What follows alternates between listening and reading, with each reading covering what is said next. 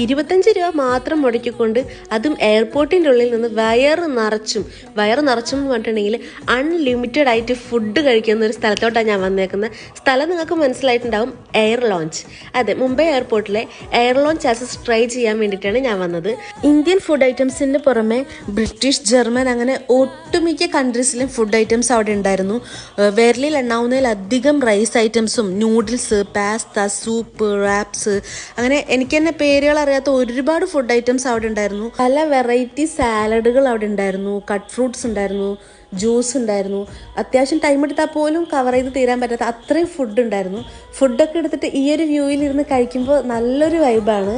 ലൈഫിൽ ഇതുവരെ ട്രൈ ചെയ്യാത്ത ഒരുപാട് ഫുഡ് ഐറ്റംസ് ഞാൻ അവിടെ നിന്ന് കഴിച്ചിട്ടുണ്ടായിരുന്നു. British cutlet, German potatoes, Spanish bread. ഞാനവിടെ കഴിച്ചതിൽ വെച്ച് ഒട്ടും മറക്കാൻ പറ്റാത്തൊരു ഫുഡായിരുന്നു അവരുടെ ക്രീമി പാസ്ത.